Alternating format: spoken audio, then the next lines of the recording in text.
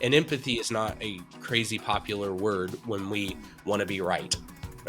So, but it's a very popular word when you want to be effective. And so this is probably where we'll start kind of digging into some of the problems.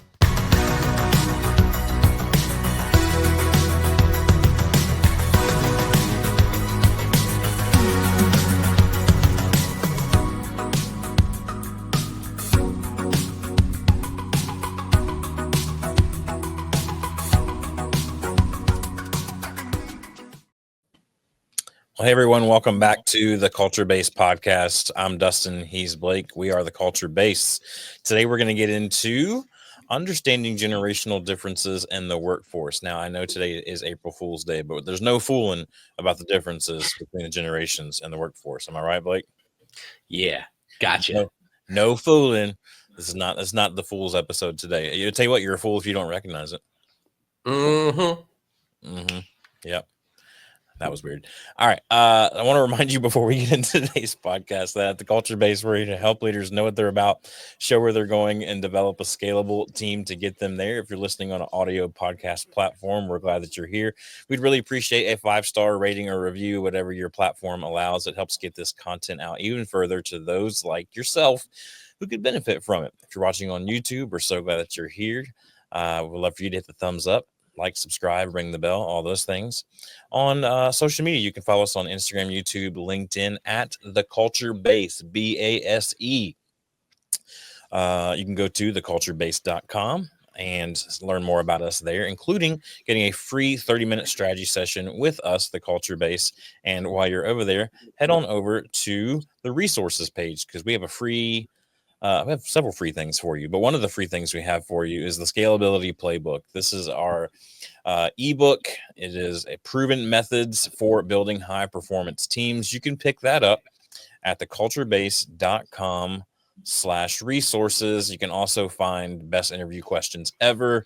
And a lot of what we're going to hear from today from Blake is on this discussion is found in Blake's book Uncultured, which we have a free ebook version of that, I believe, up at the site for you to download as well. So I'm gonna every now and then I'm gonna pop this up at the bottom throughout the episode if you're watching on YouTube, so that you can remember to either buy it on Amazon or you can go get the free version at theculturebase.com/resources. So as we get into today's topic, like, I think it's important that we kind of define what we mean by these generations, right? So what are the current generations, if you will, and for those that may or may be like me and often confuse certain generations, especially the newer ones, just remind us of, as we're talking about this, hey, this generation is this time frame, and if you don't know that, I'll Google it real quick. But essentially, like, I often get confused about who's a Z and X and millennial and all that stuff. I think boomers are pretty easily identifiable. But anyway, lay out the current workforce generations for us before we get into the problem today. Yeah, absolutely. So the first, really, there are 4 major ones anymore because our traditionalists are pretty much already out of the workforce at this point, and our boomers are almost at the end. So if you were taking it into, and I don't know the exact time frames, and the reason I don't know the exact time frames is nobody knows the exact time frames. Okay. Because these are mentalities and mindsets we're talking about for age groups. Those are generalizations across people who don't like to be generalized, right? So the first thing I would say is you're going to hear variants like, hey, millennial starts in 1980. No, it starts in 82. No, it starts in 84.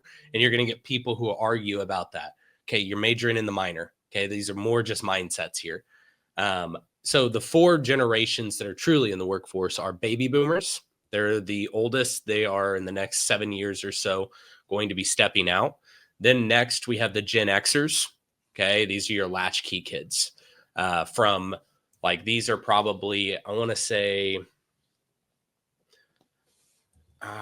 golly, when would that have been? Do you know offhand when Gen X was? Gen X, I think they're older than me because I technically am a millennial.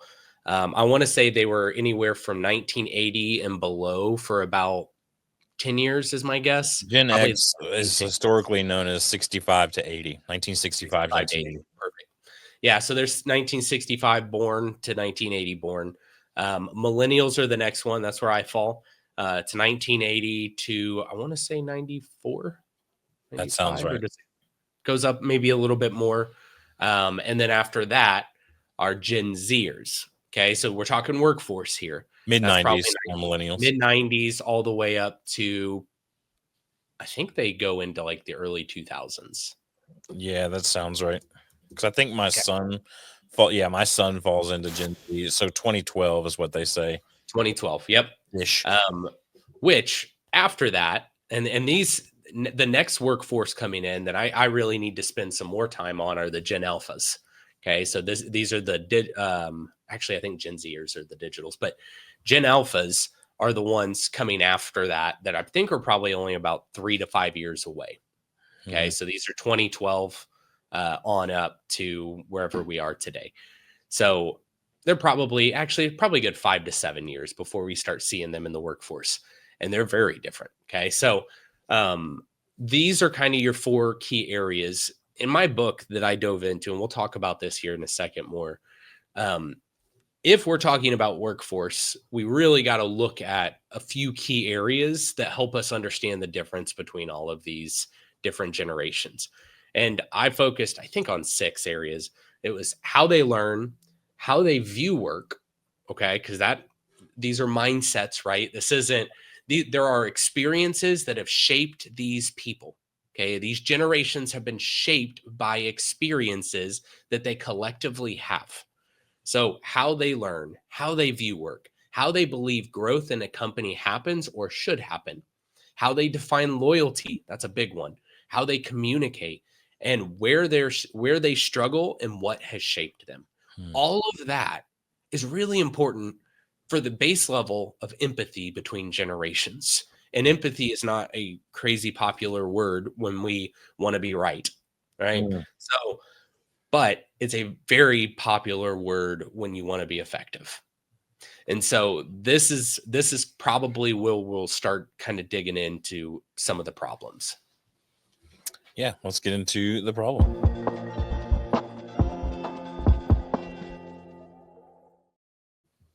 All right. So I would probably say the main problems we get into when you think about generational issues. So the first one, I have 2 chapters written about this in my book. The first one's called generational tribalism.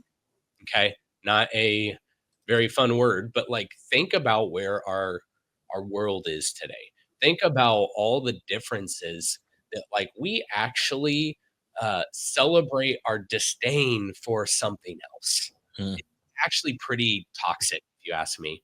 We see tribalism in so many different aspects. We can't just exist and cohabitate being able to hold differences in mind. We've got Democrats versus Republicans, atheists versus theists, creationists versus evolutionists, Western medicine versus Eastern medicine, capitalism versus socialism and communism. We celebrate how we're different and then we demonize the others. And the problem is this has folded over into the way we see other generations too. Okay. And it's because we have come with those 6 areas, like that I talked about a minute ago. We've come to those 6 areas and we've said, here's what's most important. And everyone's got a different answer. And Mm. Gen Alphas and Gen Betas are going to have that different answer too. And we've got to get to a point where we can hear and learn and also honor the legacy of why we're even at any of these places, right? So, like, have you ever researched or looked into what's even shaped a generation? Like, think about that. What kind of things have generations gone through that has actually made them what they are, right? Because we don't a lot of times when you think a certain thing and someone says, "I'm a this," and someone else says, "I'm a that," we kinda go, "Yeah, but I disagree with you, and I agree with you, and we're done." Mm. But if someone tells a story about how they were fighting in a war and they experienced one of the most atrocious things. Then they made a statement you might disagree with, you might not disagree with, because you heard them from their experiences and where they came from. I mean, boomers, like, and I'm going to kind of go through some of these things because I think if I was to share anything here today, I actually, like, I had those 6 areas. The one that's actually most important to me is more like where they struggle and what shaped them, because Mm, it's a view into some of that, right? So boomers hang their hats and their on basic the idea of like work hard and be loyal, right? Like those are really standard things. They often expect that everyone else should work hard the way they think you should work hard, and they have a lot of they're a little more hesitant to have gray, right? They want things very black and white. And in fact, so much so that they when they see someone not hold to their standards, they can almost see it as immoral. mm, That's a struggle, right? Boomers disagree with others. They're often judgmental in the way they approach something. Boomers struggle with change. Um, but I want you to keep in mind something about boomers. They were promised the American dream. That if mm. you work really hard, you're going to have whatever you want in life. And they didn't necessarily get it. They were promised security, and now we're talking about Social Security falling apart.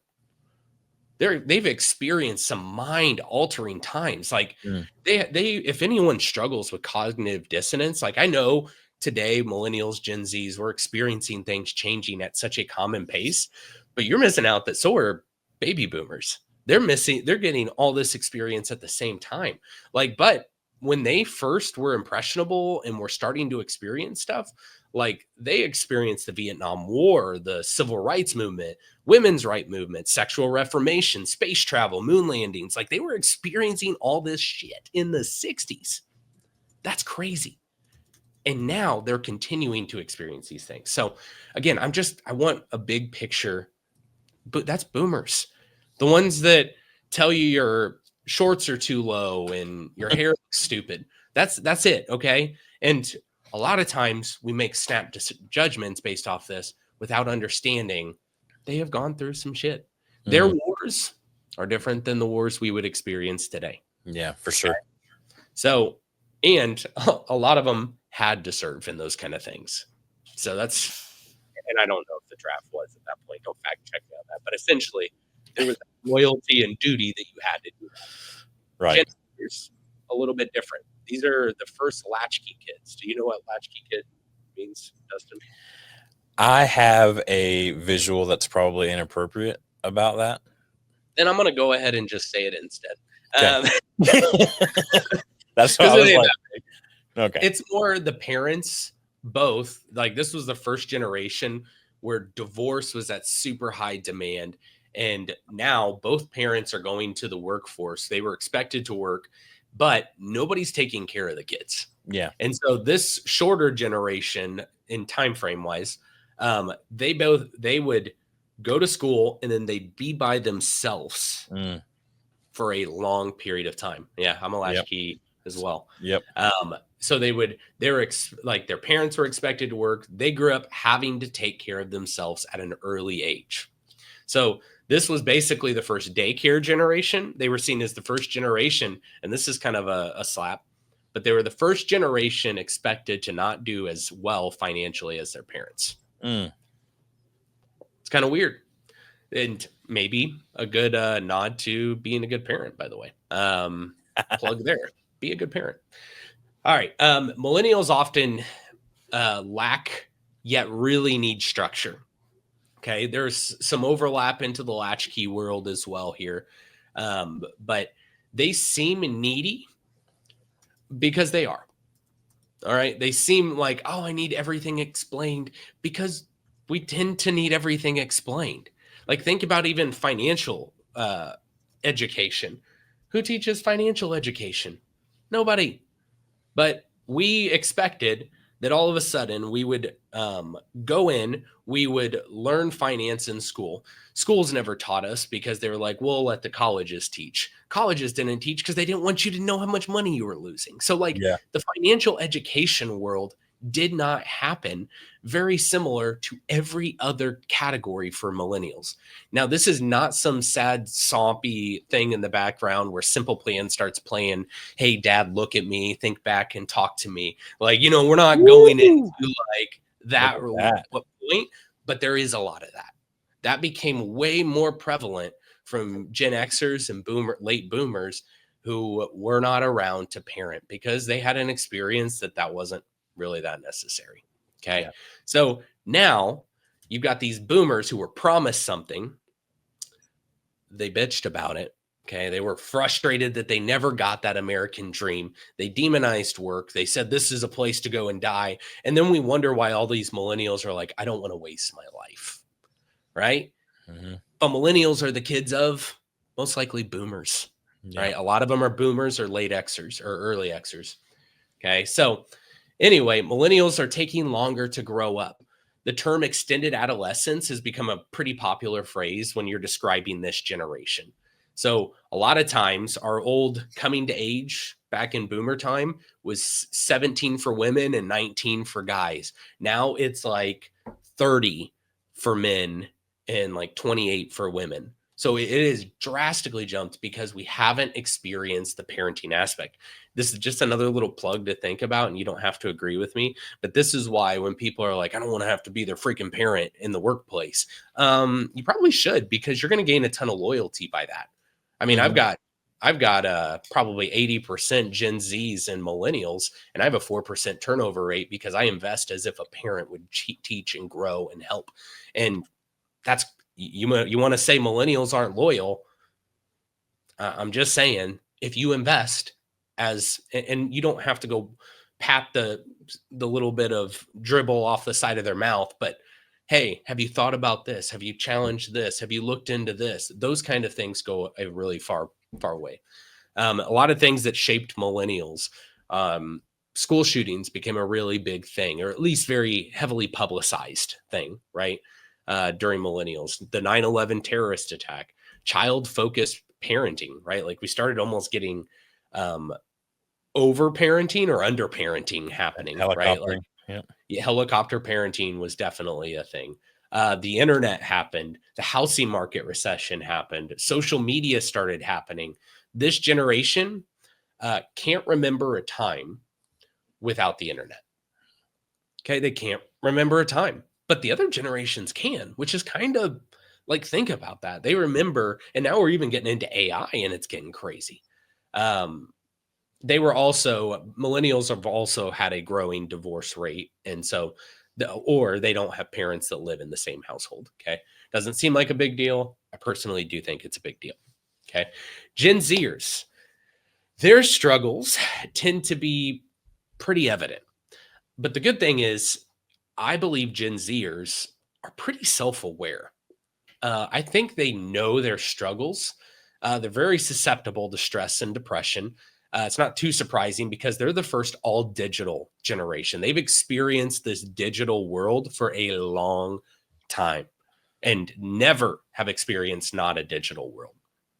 So they've always felt, I would say, connectedly disconnected. Okay. They've always experienced that cognitive dissonance that I'm always plugged in, I'm always connected to something, but all at the same time, I'm lacking something.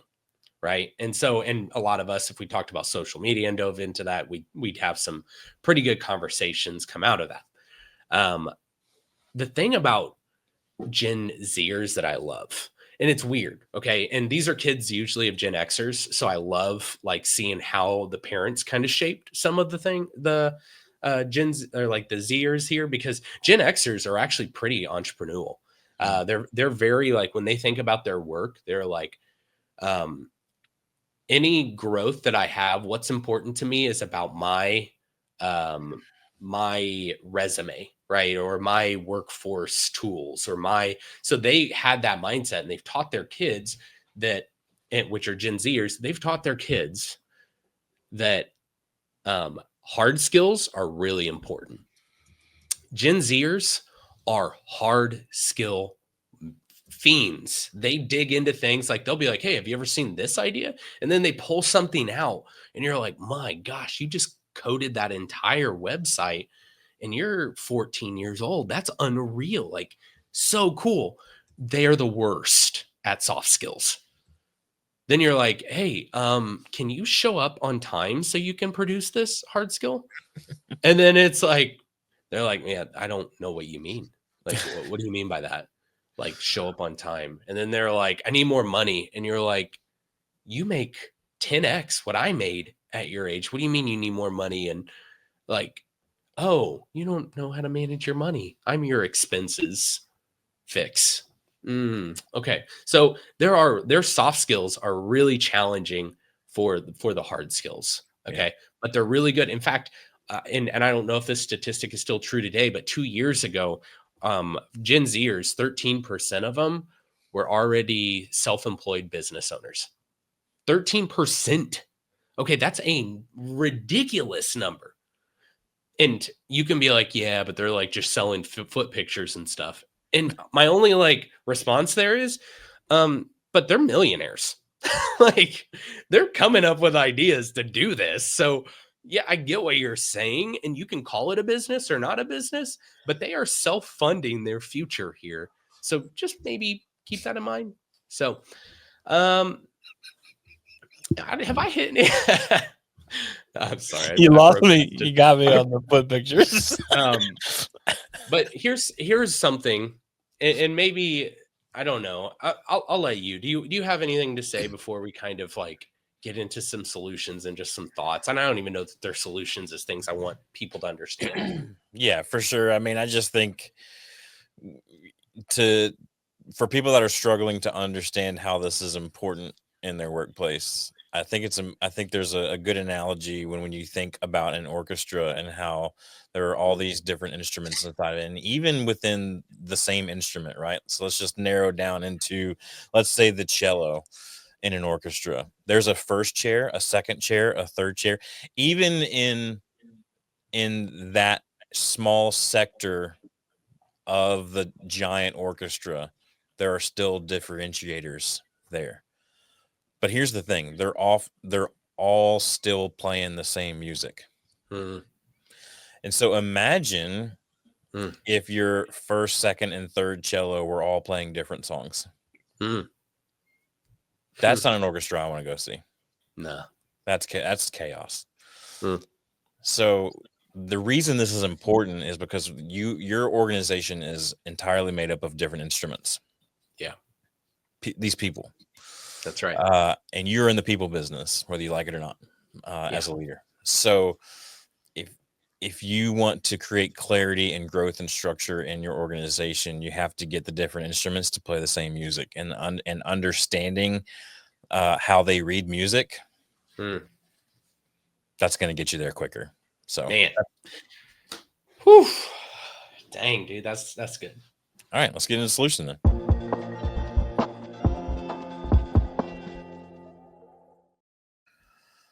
All right, I just want to hit a couple things real quick, and then I'm going to throw it back to you. So, I think it's important.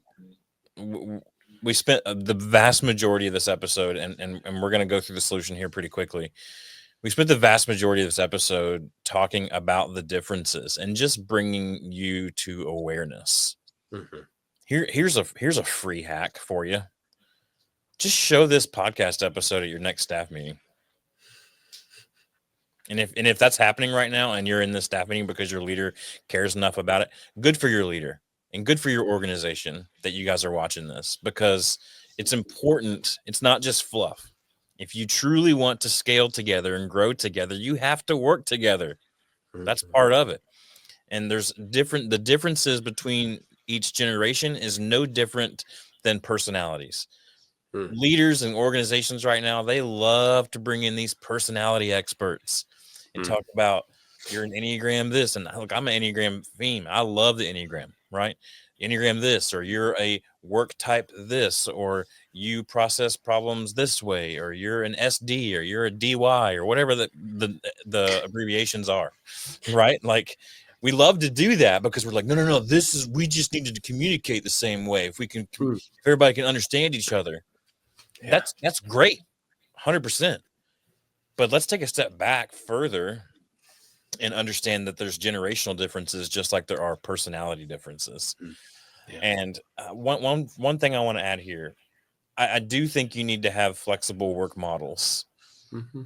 The same thing that's fair treatment of a boomer is not the same thing that's fair treatment of a Gen Xer or a Gen Zer or a millennial or Gen Alpha. Like this is we use a lot of parenting analogies in today's episode already. This is something that I tell my kids all the time. Fair for you is not the same as fair for your brother or sister. Mm-hmm. It's not, because y'all are two different people. That's right. So fair doesn't have to be the same for everybody. That's not what we're saying. We're not out here saying it's equal treatment for all generations. It's Mhm. different treatment for all generations. You just have to understand the differences in order to be able to treat them with the respect they deserve so that you can grow as an organization. That's my soapbox. No, that's great. I mean, like, even in the workplace when I've got a boomer I'm talking to, or Gen Xer, and I've got a Gen Zer, and they say, "Hey, well, why are you holding me accountable to this when they did the same thing?" And I look and I go, "Because I'd hope you're an adult and they're a toddler." Like, do Mhm. you handle those things? There is accountability for both, but there is an Mhm. expectation for both too. Yeah. And so I totally agree. Um, Honestly, I think I just want to kind of close with this thought. And I don't know if you have anything else you're wanting to Oh, hit you're before good. You're good. I dive into this. Um, we have a ton of differences in this world. We have so many differences and so much tribalism that happens from one group to another. But I would guarantee that there are more similarities between us than there are differences. I Oh guarantee yeah. it. Hmm.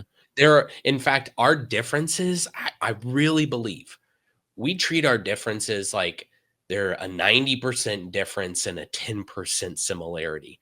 That is not true. It is 99% similarity and Mm. 1% difference. Yeah. And when we can capture that, we'll understand that there are more similarities between all of these generations. All generations at their core, they care about having purpose. I have heard so often millennials are different because we care about purpose. No, that's not true. You care about purpose in a different way. You define purpose in a different way. But the bigger picture is everyone cares about purpose. We're human. That's what we're searching for in this world. Okay? So all generations care at their core about purpose. All generations care about having excellent communication. Nobody goes, I'm looking for some really shitty communication right now. You got any of that? Nobody's doing that. We're looking for good communication. And everyone defines a little differently what good communication is. Okay.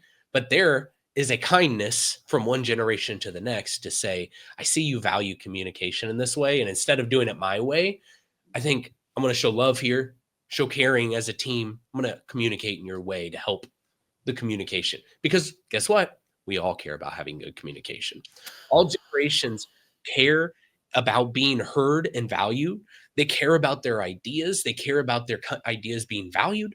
Everyone cares about these things. I don't care what the generation is. There is care. All generations can be, this is important, can be loyal to a company, but it's got to hit that generation's loyalty, like, ideas essentially, or what they stand for loyalty. And if you're curious about that, you can read the book. It goes in depth there. Like Dustin said, there's a free one on our website. All generations care about learning. They care about growth, though they don't learn in the same way. There are some 16 different learning styles in any given generation. And then we have generations who just learn differently. We're in different generations today. It's way more experiential learning than it's ever been, but we also have more resources than we've ever had. Right. So there's, of course, that makes sense. Um, all generations, they struggle. There is not whatever, is it boomers or is it traditionalists that called themselves the greatest generation? Which is a bit, I think it was pre-boomer. It yeah, was my traditionalists who called themselves the greatest generation, which is yeah. a little prideful, but even there, like, they all struggle. It doesn't mean that there is struggleless mentality, even though we want to protect our boomers and Gen Xers and we're trying to prove that we're the right generation. No, no, no. Everyone struggles. struggles. Everyone has a hard time. And we've all experienced some pretty radical, crazy shit in this world. But the reality is, that's because that's called life. We've all experienced life. Life is not just the good stuff, it's the ups, the downs. So it's important to examine your team, see what kind of breakdown you have in your generational workforce, to look at how should we communicate? How do we make sure someone feels valued? How do we make sure that they're getting their cup filled in a certain way? We're not making it easy for them. We're just creating the right environment that is going to support everyone's growth in a certain way. And like Dustin said, fair is not fair to everyone, equal is not equal to everyone. So you've got to learn what's best for your organization in that way. And I just, there is something about honoring and also being willing to innovate and change. Okay. So I think that's all I've got. Yeah. Yeah. It's a big packed episode of information. So hopefully you have shared this with your team, and you guys are going to start having conversations centered around it. But next episode, we're going to be back to talk to you about leveraging technology to enhance team collaboration. Can't wait to talk to you then about that on the Culture Base podcast. Have a great week.